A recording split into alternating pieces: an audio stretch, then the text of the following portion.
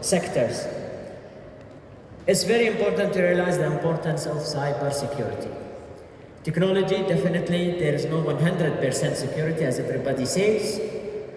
However, we can achieve that 100% security if we really follow many of those guidelines and many of those compliances. And again, an example of that is, mashallah, ADGM, with their great academy, with the fintechs that's happening across many of this, you will see very great resiliency that actually happening across that sector.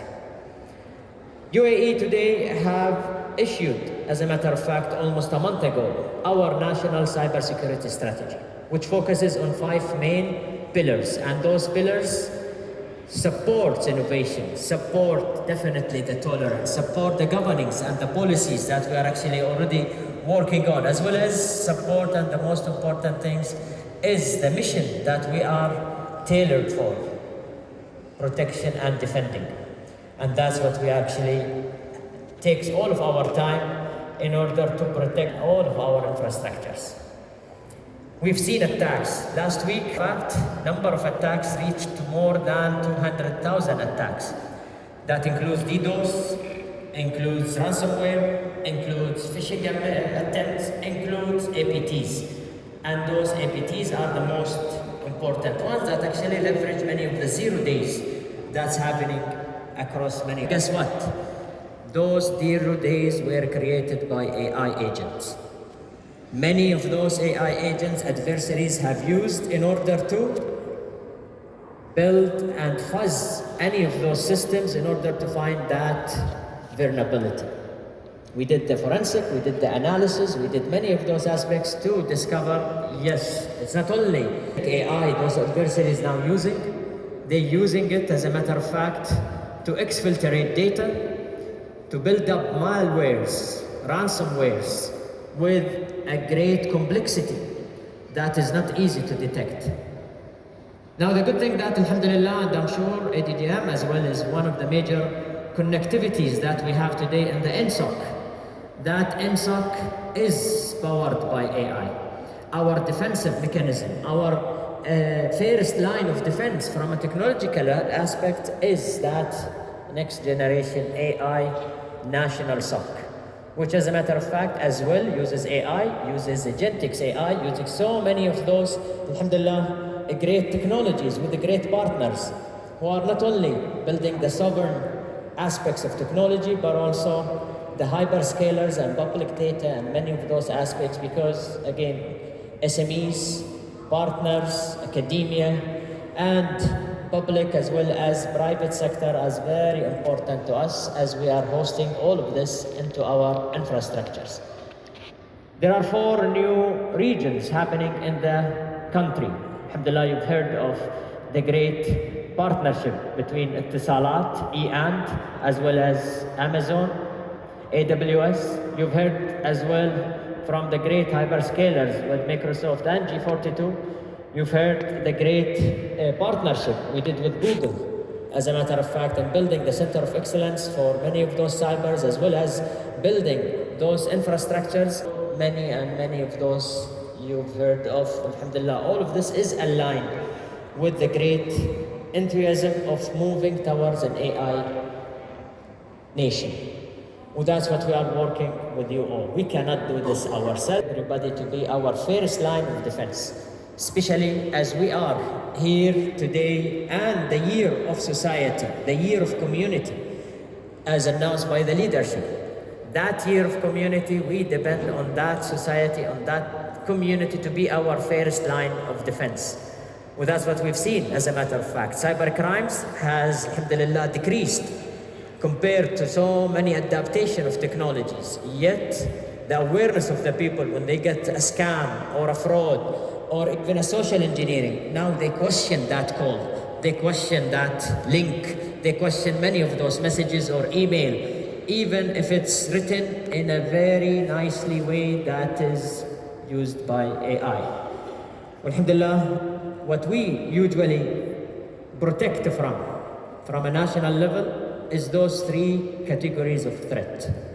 One is cybercrime, which we all, I'm sure, have faced any kind of this cybercrime. That includes fraud, scams, impersonation, deepfake, or any of those phishing emails that we see, or you name it, ransomware, all of this comes into that. And by the way, those cyber crimes have cost the whole world more than $9.4 trillion. And this is estimated to be as well increased by 2025 to reach up to almost $10 trillion. And who's counting in that perspective? Because our data is priceless, sometimes to us all. Even if you put a price there, we still actually value it into a more of that perspective. So that's cyber crimes. Then we protect from cyber terrorism. And this is where you see the misinformation. This is where you see the disinformation. This is where you see the social media using and sending many of those radicalized messages here and there, or targeting any of those, again, be it election, as we've seen in many of those aspects, or be it, as a matter of fact, our youth, or many of those younger generation who are adapting technology more than we do. We need definitely to protect that society. And this is what we've seen, alhamdulillah, with the great educational system that we have, and now introducing AI into that education system based on the leadership aspects. It's very important for us to protect that younger generation. And this is one part of that cyber terrorism. Another part of cyber terrorism is taking down the critical infrastructures. And I'm sure you've heard of the outages happening here and there. You've heard of the attacks happened on the healthcare systems, not only in UAE, but worldwide. But alhamdulillah, the resiliency we have here and the great partnership we have is actually continuing in building those aspects, be it in IT or OT.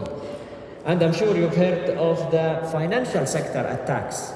And this is again one of the major priorities for us, is to protect that financial sector attack, and greatly partnering with ADGM, with the central bank, with so many of those entities in order to achieve that. Alhamdulillah, we've seen great result in this access, great trust, as a matter of fact, as we're building that and enhancing that. And the third category of attacks or threats we see in the cyber domain is cyber warfare. And I'm sure you've heard of that cyber warfare. Given that we are in the middle of a conflict area with the geopolitical aspects happening across us, and many of those transactions, considering UAE is the hub, alhamdulillah, with all of the great things happening here, many entities trying to leverage or pivot from these infrastructures to conduct attacks to others. Well, that's what we've seen, and that's what we are, alhamdulillah, taking a good protection as well as defending of any of those aspects. So those threats, what we did in order to protect our community, to protect structure, to protect any of those. Definitely we announced that national cybersecurity strategy with the governance, with the policies, with the building, with the protection, as well as with many of the partnership and innovations. And those are the 5 pillars of that cybersecurity strategy. And at the same time, we have done so many initiatives, one of which is, as a matter of fact, with ADGM, where we build greatly as well in the perspective of educational system, reskilling, upskilling, as well as really building those capacity building of many of those aspects. We did, alhamdulillah, as well, the initiative of Cyber Pulse, and I'm sure you've heard of that, which is a culture of cybersecurity that we need to spread across the whole community. They need to be our first line of defense, and they are, and they're helping us in order to build up that great security. Alhamdulillah, Cyber Pulse really adding a great value, not only in the younger generation, but also in the CXO and in the leaders, and working together in order to achieve many of those aspects.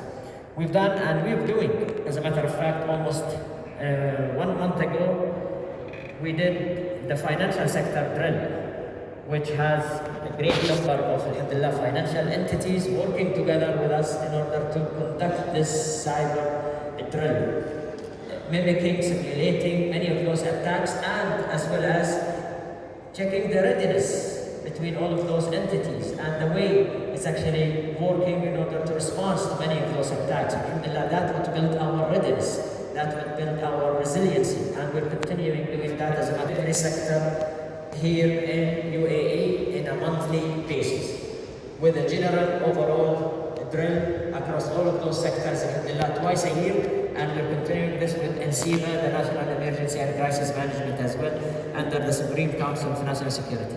So many of those efforts, alhamdulillah, happening. We need to do more.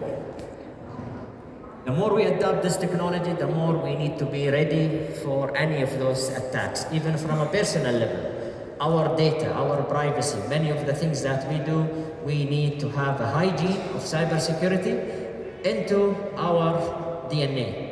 And that's what we are working with everybody to partner in order to achieve such perspective. So our message is, again, clear and simple.